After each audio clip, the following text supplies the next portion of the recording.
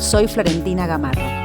Les doy la bienvenida a un nuevo episodio de nuestro podcast semanal. Hoy les quiero proponer que nos detengamos en el ¿qué voy? Y que lo tomemos como un operador de lectura. En principio podríamos decir que el ¿qué voy? Es una pregunta. Una pregunta, pero en forma de respuesta, que Lacan toma para ubicar precisamente la pregunta que frente al deseo del otro plantea el sujeto.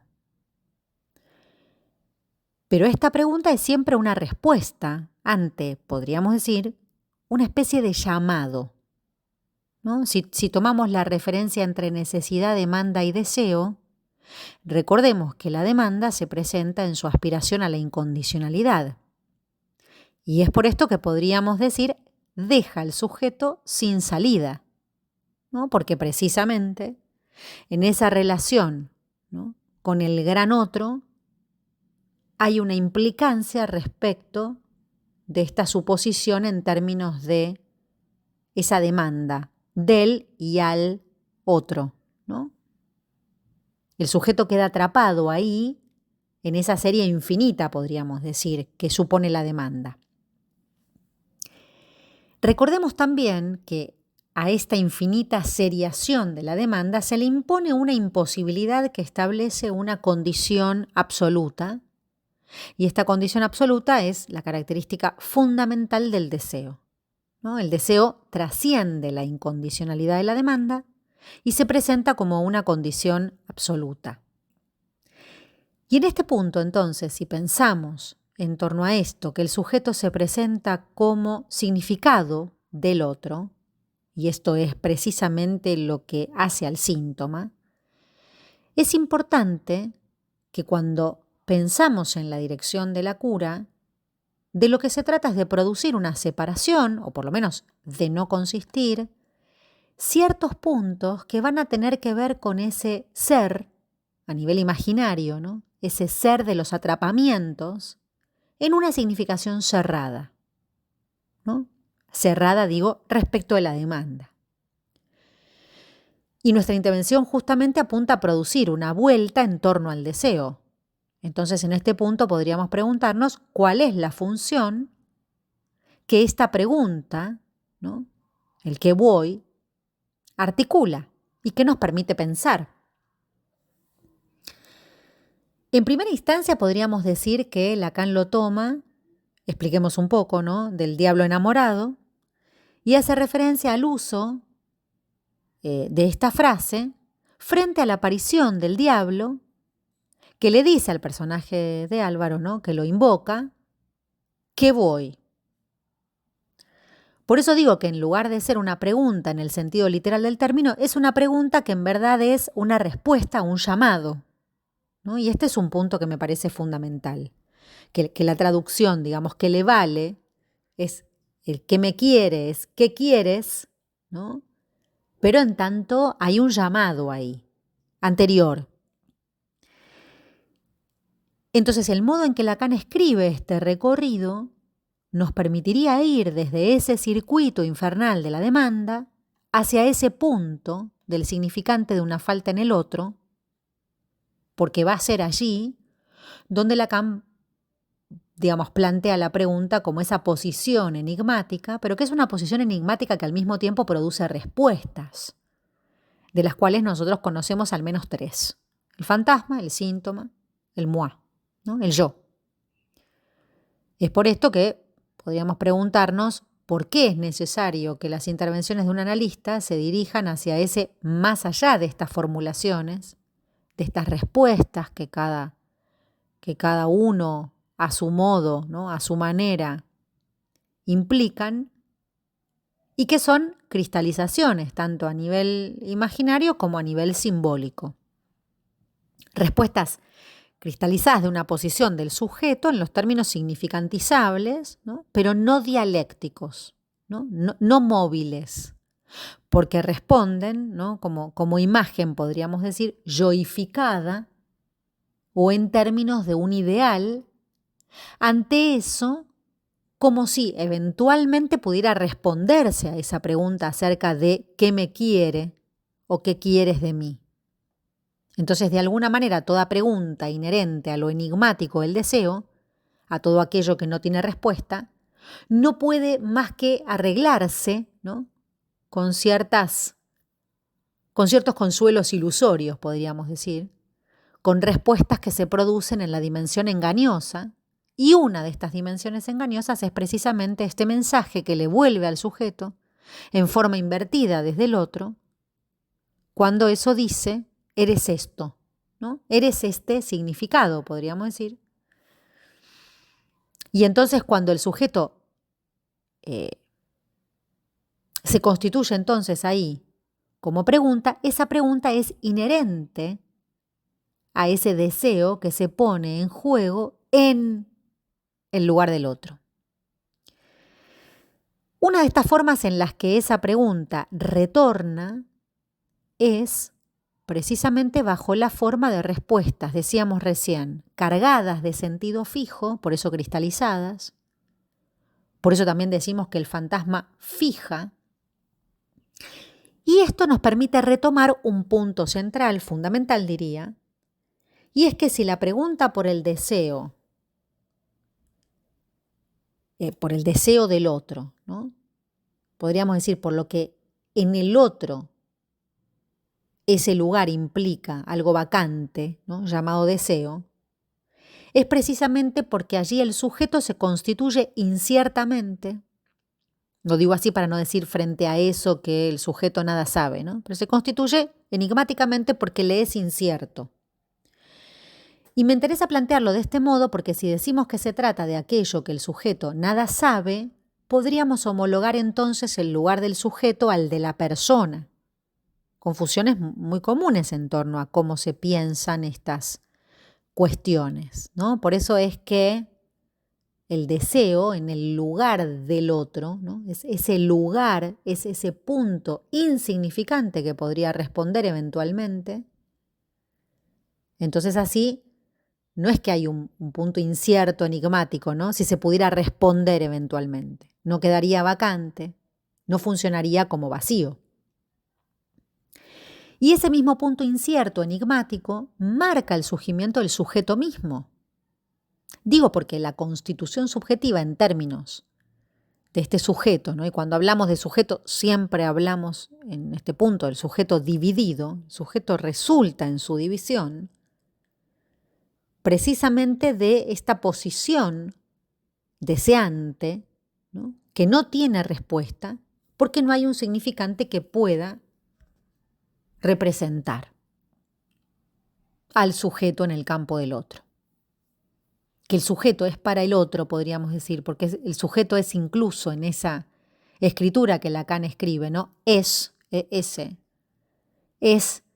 en tanto en el lugar del gran otro exista la falta de un significante que dé cuenta del ser. Estos desarrollos son los que Lacan propone desde los inicios cuando explica precisamente la falta en ser. Y entonces, a partir de aquí, lo que les propongo es retomar aquello que va a articular esta pregunta, esta respuesta-pregunta, esta pregunta-respuesta, porque esto es precisamente el fantasma, ¿no? Y acá me parece que es importante ubicar, recordar, una dimensión que le es paradojal, porque si decimos que el fantasma articula una pregunta y también se produce como respuesta, dicho de otro modo, si el fantasma es defensa, pantalla, ¿no?, respuesta, que en todo caso evita el encuentro con la pregunta, es porque precisamente allí descansa esta cuestión paradojal, que entonces esto tiene precisamente porque implica el despliegue de una pregunta que se produce como respuesta anticipada al encuentro con la pregunta. Parece medio un trabalenguas, pero es una pregunta-respuesta, una respuesta que articula una pregunta, pero que además se anticipa a la pregunta. En estas vueltas me parece que es importante recordar este estatuto imaginario también, ¿no?, del fantasma, así como en algún momento Lacan plantea en el estadio del espejo que la imagen es anticipatoria respecto del dominio real. El fantasma sería una respuesta anticipada al encuentro con la pregunta. Y destaco esta cuestión para no confundir, ¿no?, ese del genitivo de la dimensión del sujeto, el deseo del sujeto, no se va a tratar de algo que la persona desee, ¿no? Cuando hablamos del deseo del sujeto, estamos hablando precisamente de que lo que funda al sujeto es esta pregunta, ¿no?, en el lugar del otro, acerca de eso que en el otro queda vacante, ¿no? Por eso es que decimos el deseo es el deseo del otro. Lo voy diciendo así como para que lo podamos desmenuzar. Entonces el sujeto, en todo caso, no es el que desea, sino el que se constituye en el campo del otro, en tanto allí se juega lo que el sujeto no es, ¿no?, en ese punto. Lo que no es lo que constituye a su evanescencia, su fading. Y por eso es que es una cuestión fundamental a tener en cuenta, sobre todo, para no seguir pistas engañosas de lo que nos podría conducir a seguir cristalizando esos lugares, ¿no? Por ejemplo, qué sé yo, que alguien diga que el sujeto está posicionado en el lugar de, no sé,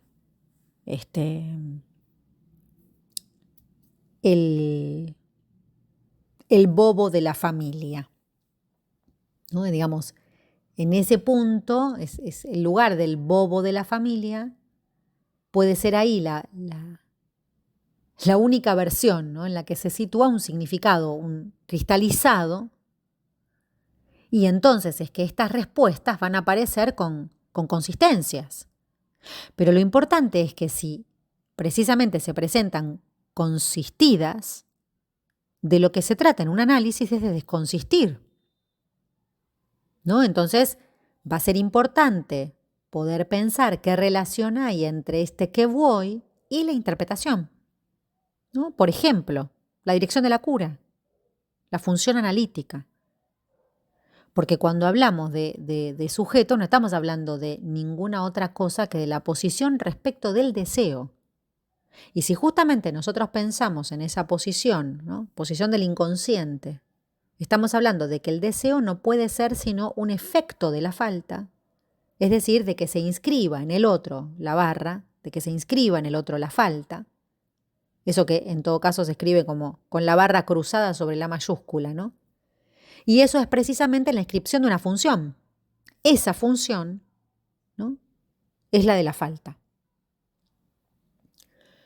Por lo tanto, podemos decir que el fantasma, en tanto realiza cierta ficción en torno a este que voy, en la medida en que funciona como una ficción, como una construcción, como una respuesta,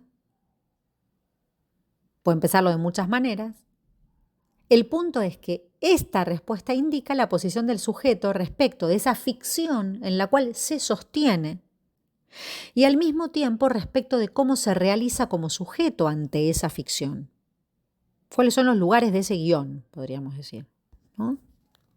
Porque de lo que se trata es de que ahí cuenta el modo en el que responde a esa supuesta ficción y entonces esa ficción, que encierra por un lado una cristalización, sostiene también la ilusión de una significación, produciendo una respuesta, ¿no? Entonces sostiene una ilusión de completar, ¿no?, de ese responder al deseo del otro.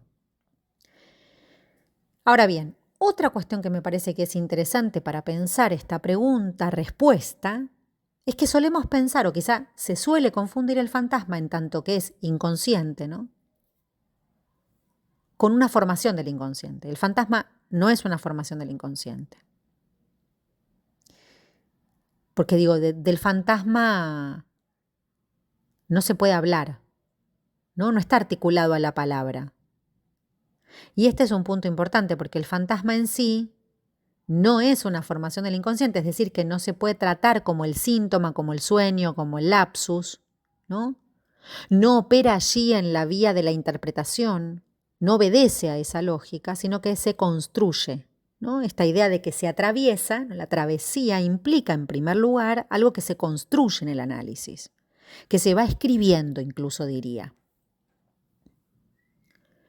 Por eso es que lo pensamos desde este doble abordaje, ¿no? Por un lado, en los desarrollos a la altura del seminario 10, sobre la angustia, y por otro lado, a partir del seminario sobre la lógica del fantasma, el seminario 14, donde cobra fundamental relevancia la cuestión del objeto y la repetición.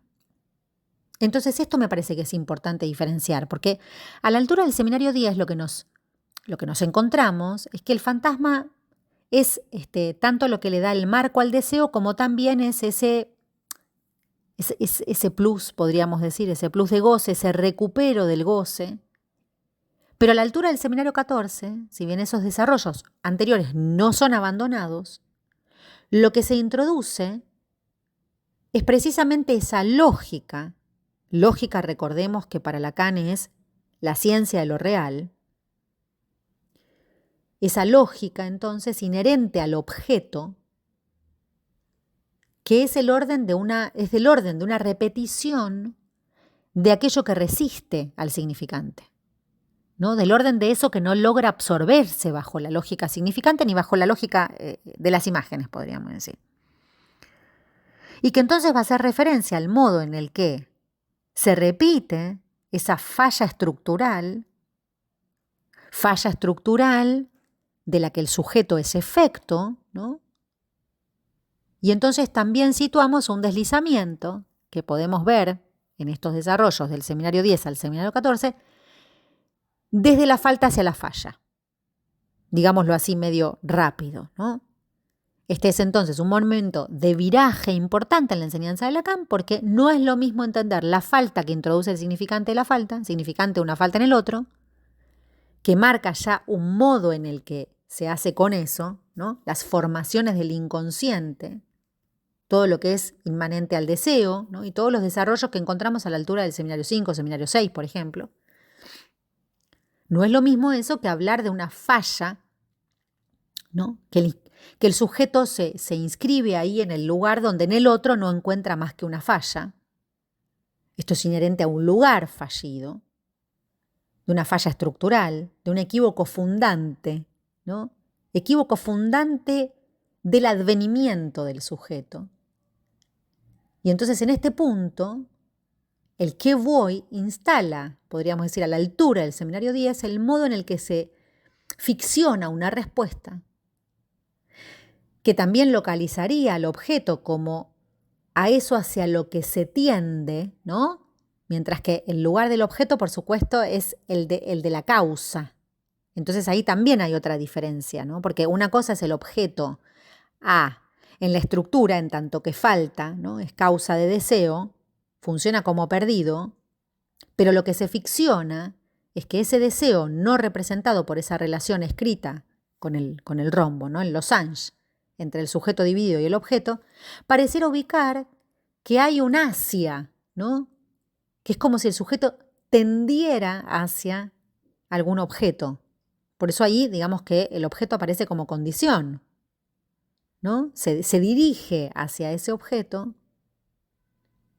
y entonces uno podría decir, claro, pero el objeto del deseo no existe, ¿no? En todo caso, podría ser algo que haga de señuelo, ¿no? De funcionar en todo caso porque hay un objeto en tanto perdido que causa. Entonces, es por esto que nosotros podríamos decir que a la altura del seminario 10, el fantasma también se define como ese plus de goce, no porque intente producir un plus en el sentido de lo que después va a desarrollar Lacan como plusvalía, pero hay un plus de satisfacción. Es un momento en el que para Lacan la definición así, ¿no? De goce se emparenta con la satisfacción pulsional freudiana. ¿No? Esa satisfacción sexual, esa satisfacción freudiana, que entonces el fantasma fijaría, ¿no? En el intento de ir tras cierto recupero de un goce perdido, que en todo caso, digamos, que se pierda es inherente al objeto que funciona como causa, y que el fantasma vendría a oficiar como una respuesta que vela ese encuentro con lo enigmático del deseo del otro, y que en algún punto va a marcar una diferencia respecto de los desarrollos del seminario 14.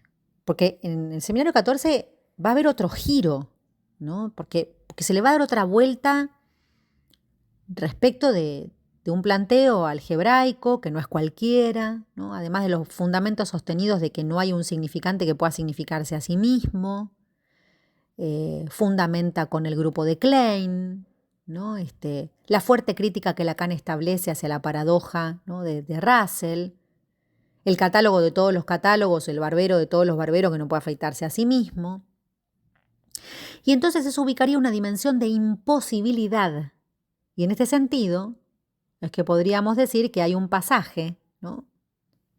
que por eso decíamos que no invalida lo anterior, pero hay un pasaje de la gramática a la lógica del fantasma, que son cosas absolutamente diferentes. Entonces, retomando algunas cuestiones de esta primera aproximación, que va a continuar, ¿no? en la trilogía y va a continuar en el episodio siguiente. Si dijimos que a la incondicionalidad de la demanda el deseo se le impone como condición absoluta, ¿no? Porque el deseo no es incondicional, sino que impone condiciones, impone la condición absoluta de ser algo, precisamente ese resto que no se puede restituir a través de la demanda.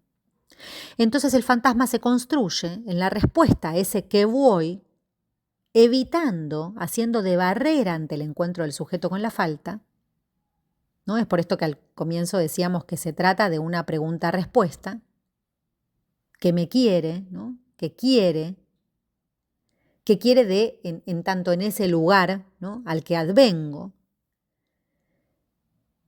Y que entonces es esto, ¿no? Soy esto. El famoso ser algo a ser chupado de Dora, por ejemplo. Por poner un ejemplo freudiano, quiero decir, ¿no? Pero es eso que nos permitiría arribar a la respuesta fundamental, ¿no? A que va como construyéndose un fantasma fundamental como una respuesta última, a construir por todos los desfiladeros por los cuales esas respuestas va atravesando, ¿no? Hasta llegar a una respuesta, podríamos decir, a un fantasma que Lacan llama allí fantasma fundamental. Pero antes de terminar, quisiera situar que cuando hablamos de ficción, también hacemos referencia a esa ficción con X ahora, ¿no? Que se escribe con X y que sin ella nada podría hacerse con lo real, ¿no? Porque lo real no es en estado puro, porque las ficciones con X y las fricciones están hechas precisamente de ese real, ¿no? Lo real es la estofa. Por tanto, sin esas ficciones, la vida sería desesperante, horrorosa. Por eso es que nos debemos el cuidado de cómo intervenir ahí, ¿no? Porque el recorrido, por supuesto, no es sin angustia, pero no se trata de salir a angustiar, ¿no? A nuestros analizantes, quiero decir. Porque la función del fantasma como velo también es necesaria. Lo voy a decir de otro modo. El fantasma hace relación de la no relación, ¿no? Plantea en ese losange la relación entre el sujeto y el objeto en el marco de esas vicisitudes, pero funciona como una respuesta posible. El recorrido analítico, entonces, podría pensarse en función de estos desarrollos frente a los cuales la pregunta por el deseo del otro, podríamos pensar la pregunta articuladora y articulada en el fantasma, va a ser fundamental, ¿no? Por eso el qué voy en su estatuto articulador va a ser fundamental. La diferencia entre el concepto, la idea de la falta y el de la falla, ¿no? Es precisamente lo que consiste en este desplazamiento del acento de lo que originalmente fue, ¿no? La falta en el otro, el deseo, la ansia, de lo que luego va a aparecer bajo la forma de una falla por estructura, falla de fábrica. Entonces, si antes decíamos que la falta es lo constitutivo del sujeto respecto de la falla, lo que Lacan va a decir y va a ser contundente con esto, va a decir que la falla, en todo caso, precede al sujeto, le es anterior. Y entonces va a ser necesario articular la falta con el deseo, es decir, el modo en que la falla se va a poner en juego. ¿Sí? Lo repito, una cosa es la falta y otra es la falla.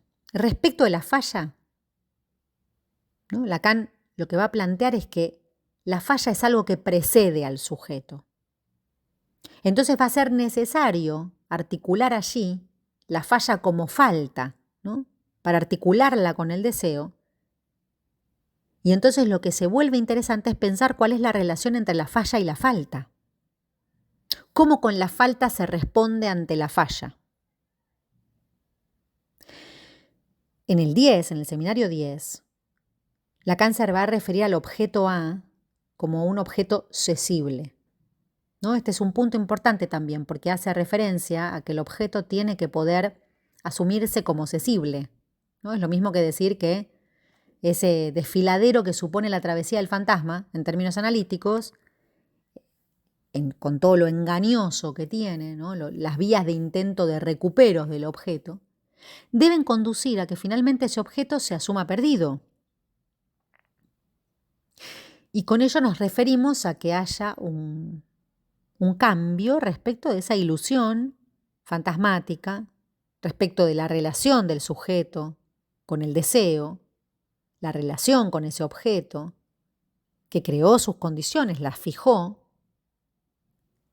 Y en otras palabras, podríamos decir que esta manera, al menos, ¿no?